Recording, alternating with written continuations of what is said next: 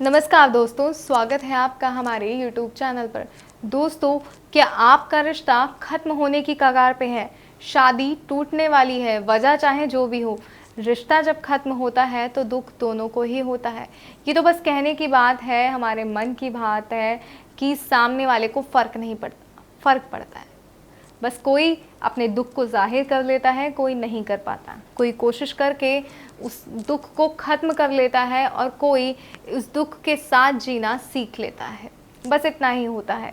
ऐसे में हमें पता है कि हमारा पार्टनर कैसा है। अगर वो कुछ नहीं कर पा रहा तो हमें कोशिश करनी चाहिए कि हम उन दुखों को ख़त्म करें, हम उन परेशानियों को ख़त्म करें जो दूरियां बीच में आ गई हैं, जिस वजह से रिश्ते टूटने लगे हैं, उस रिश्ते टूटने की वजह को ख़त्म करें।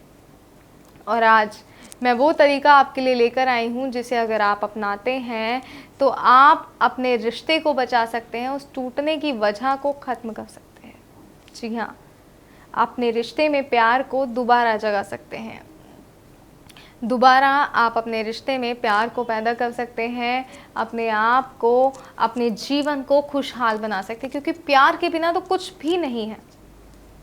चाहे हमारी प्रेमिका है, हमारा प्रेमी है, रिश्ता कोई भी है, प्यार हर रिश्ते में होता है और ये प्यार जब ख़त्म होता है तो दुख बहुत होता है। तो आज इसी दुख को ख़त्म करने के लिए हम आए हैं, एक ऐसा उपाय लेकर जो बहुत ही अचूक है, बहुत ही सरल है। तो आइए बताते हैं कि सरल और अचूक उपाय। तुलसी के पत्ते से वशीकरण तो आपने सुना होगा कि आपने सुना है कि तुलसी के डंडी से, तुलसी के पेड़ की जो ये डंडी होती है, टहनी ये होती है, इससे वशीकरण हो सकता है। आज इससे वशीकरण लेकर आई हूँ मैं आपके लिए, जो बहुत ही सरल है, बहुत ही प्रचंड है। तो आपको चाहिए तुलसी के पेड़ की जो डंडियाँ होती हैं वो चाहिए। इस तरीके से आपको ये देखिए 5 डंडियों की आवश्यकता होगी।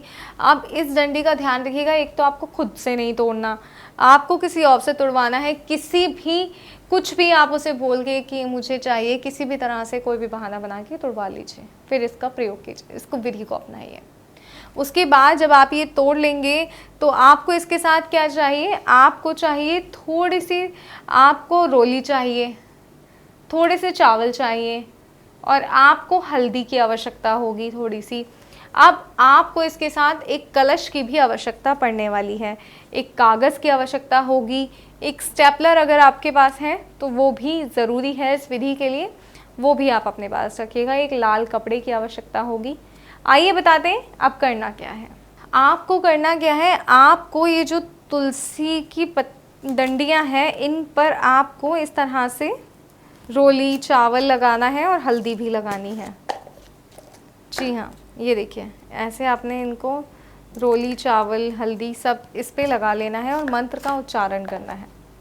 11 बार आपको मंत्र का उच्चारण करना है। ये सब लगाने के बाद, इसके बाद आपको एक धागे की मदद से इन सब को बांध लेना है। ध्यान रखिएगा, सारी डंडियों को बांधना है एक एक करके, जैसे हम माला बनाते हैं इस तरीके से आपको इस डंडियों को बांध लेना है। इस तरीके से, जैसे एक डंडी मैंने बांध के आपको दिखाती हूँ,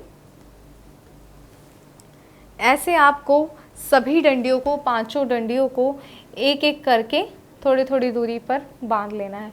अब इस माला को लेकर आपने एक प्लेन पेपर लेना है। प्लेन पेपर पर आपको इस माला को स्टेपलर की मदद से चिपका देना है।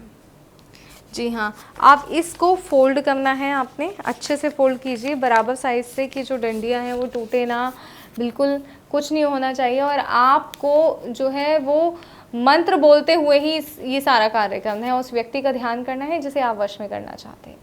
और अब ये कागज़ आपको लाल कपड़े के अंदर बांध देना है। एक लाल कपड़ा लीजिए, उसमें इस कागज़ को पूरी तरह से बांध दीजिए। ऐसे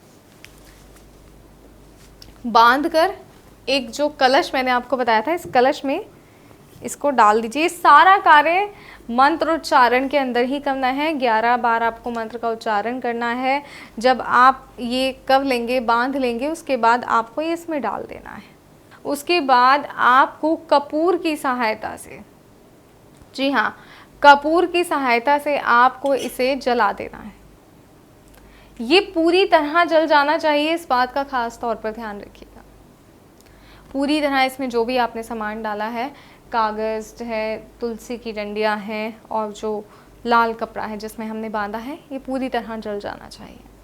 इसके जलने के बाद जब ये जल जाएगा तो आपने इसकी राख को ले जाकर इस कलश के समेत आपने बहते हुए जल में प्रवाह कर देना है। बहते हुए जल में जब आप इसे प्रवाह कर देंगे, उसके बाद आप देखेंगे कि आपने जो मंत्र का उच्चारण किया था वो मंत्र कितना शक्तिशाली था, ये विधि कितनी ताकतवर थी कि आपका जो प्यार है वो आपके पास लौट आया है। आपकी शादी जो टूटने की कगार पे थी वो वापस से जुड़ गई है। वापस से आपके रिश्ते में प्यार दोबारा आ गया है।